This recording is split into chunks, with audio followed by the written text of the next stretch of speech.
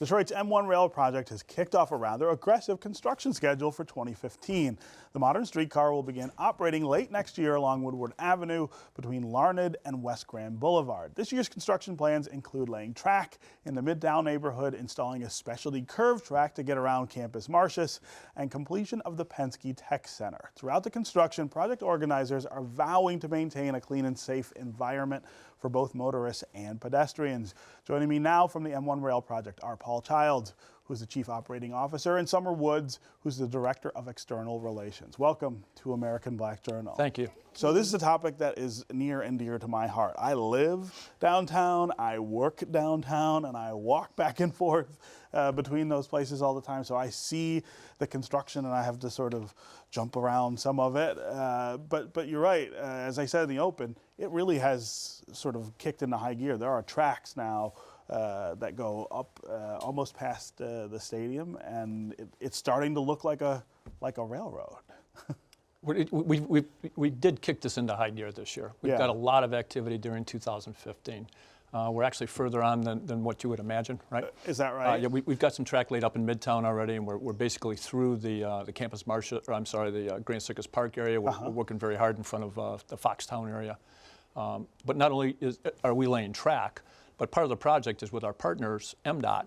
And so there's a complete rebuild of the road, but both of the bridges, I-94 and I-75, are also under construction. And we had a momentous event last week where we did the deck pour on I-94 on the west side of I-94. So once that pour is set up and a few other things are taken care of, we'll end up working on the other side of the bridge, which means if you were used to turning one way, we're going to have you turn the other way as you navigate up and down our obstacle course. Right.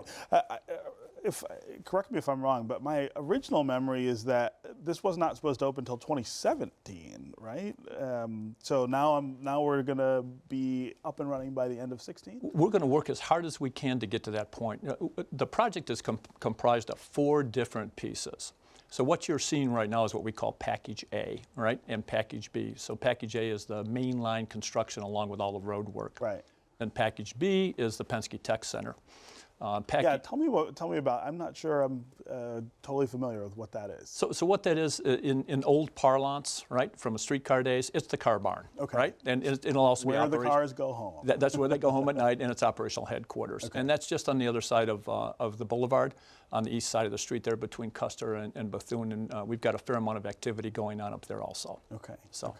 And Sommer, this is a disruptive project in the sense that it's taken over the street, but I hear from shop owners and other proprietors on Woodward that you guys have been pretty good about trying to make sure they're not too disruptive. Yes, we work very hard.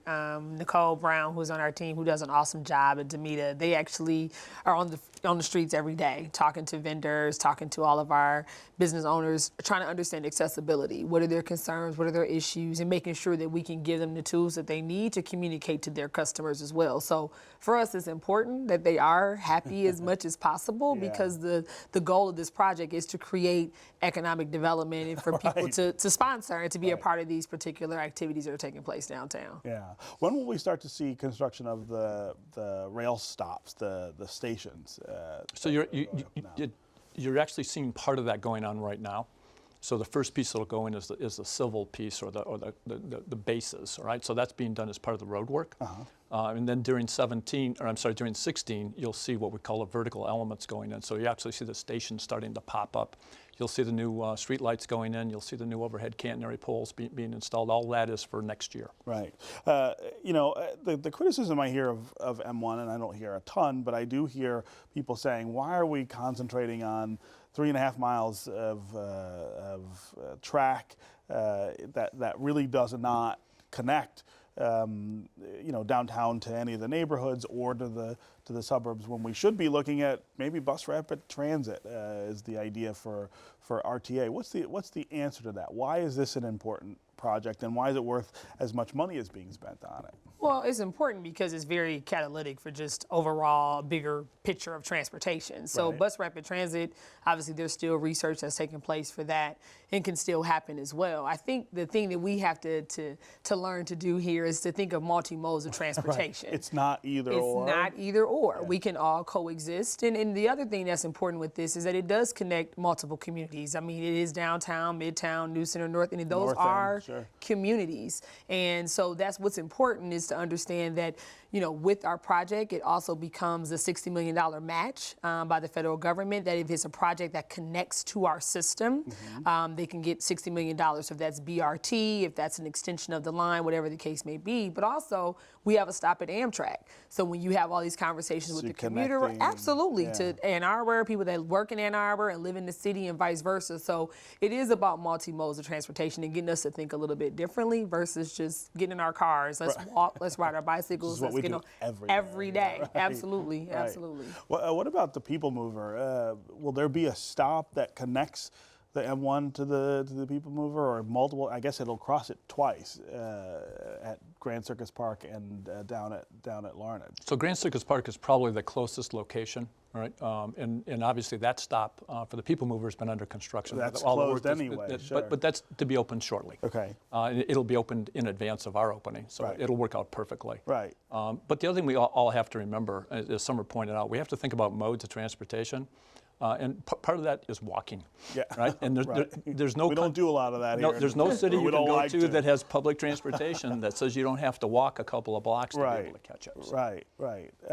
What about the possibility? So let's say we get to this point and it's open and you can ride up and down to the Grand Boulevard. What's the possibility to take it further out Woodward, and what's the possibility to maybe make it go onto other streets, Gratiot, Michigan Avenue, the sort of spur streets that we have in the city? So let's talk about that just a little bit. So the first piece is to understand, all right, that we have a regional transit authority now, right, and they have a role, right, and that role is they're supposed to be planning transit for everybody. Absolutely, and we interact very, on a regular basis. I was with them yesterday for a couple of hours. So our team is integral in terms of working on that planning, but that is Michael Ford's role and the RTA's role, all right, and represented by the 4 counties for them to come up with a plan. And obviously there's a referendum that should be on a ballot proposal late next year in order to help fund that. But the corridors that you named, the Michigan Avenue, the Gratiot, Woodward, there are what they call alternative analysis going on right now, right, to understand the mode, and as we said before, there's more than one way to travel. So maybe you do something there, and maybe it's not a train, maybe it's bus rapid transit, right? And there's more than one way to move people around. How will people ride this car? I imagine that this is not going to be like the old trolleys that we had, or the streetcars before those trolleys. What will be the way that people pay for the light rail? What will they notice about how this is different from anything we've ever had before? It's funny that I actually just came back from Atlanta. They have the Atlanta streetcar there, and one of the reasons why I really wanted to go there was to understand the fare payment process and what that process is. You look at a lot of streetcars across the country, in order to make sure that they maintain headways, they have a trust but verify. So you have a fare inspector who's on the streetcar that checks to make sure that you paid your fare. Correct. But also to point, to Paul's point about the RTA, the other conversations that are taking place is the connectivity with the other modes. So conversations with SMART, with DDOT, until there is the full transition with the RTA. Like, can you have a card? Can I transfer? Absolutely, absolutely. Which obviously that's been a conversation that's been taking place in transit for 100 years here. It's sort of an argument. It is. And so our goal is to be a part of that conversation and make sure that connectivity is key, because again, we want those that are transit dependents to be able to use it, and those that are, live in the area, visiting the area. It is truly a mode for everyone that is going to be in the area. Right. And the cars themselves are very modern. They're very sort of forward-looking. This is going to be a sort of a cool thing to have in the city, right? Well, and there's a couple of cool things to think about. First of all, the last time there was a streetcar on a street in Detroit was 1956. Right. And so many of the people that are probably watching this program don't remember that, right? So that's a big step forward. But the other thing that'll be different here in Detroit is the off-wire technology. So we will actually be able to navigate well past 50% of our entire run up and down the corridor off-wire, battery-powered. Oh, really? Right, and that's going to be a unique thing that's starting to take root in the industry, but by far we will have pushed it the further. So Detroit will be back again as a leader, front, sure. right, out front in terms of taking this technology and pushing it as far as we can. So. Right, right, and the cars, how they interact with traffic. I think a lot of people are concerned about, will traffic be able to move around them? Will they get right away on traffic lights? How's all that supposed to work? So it does go with the flow of traffic. We go at the speed, the posted speed limit. So we are stationary. So there is an educational component so that has to go in. it'll stop at red lights? Absolutely, it will. It will stop at red lights. You will see at some of the intersections that there's going to be new lighting signals, that there's 4 lights and one is a white light. That's a transit only. That's for the. So there's a little bit of a headway, but not much. But it is, going to be a significant education component for us to understand how to coexist cyclists, pedestrians, and cars.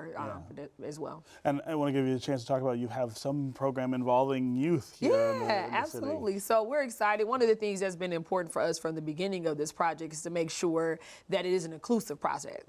So not with our construction workers, that when you look out into the field, it's diverse and it represents the community. So it's not just the construction side. There's another side. You have engineers, you have communications.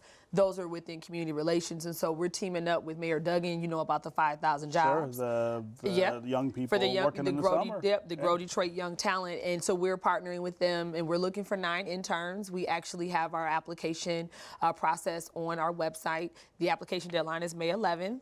And we also have just an information session that's going to be on Tuesday, May 5th at the Matrix Human Services at 6 o'clock. That people can learn more about it. But we're looking for Detroiters qualified, again, looking at different ways to make sure that our young people absolutely are a part of this as well. Okay. Well, I'm looking forward to that day I can step out my door and get on the train. I feel like it's coming soon. Thank you guys for being here. Thank you. Thanks for having us so much. Thank you.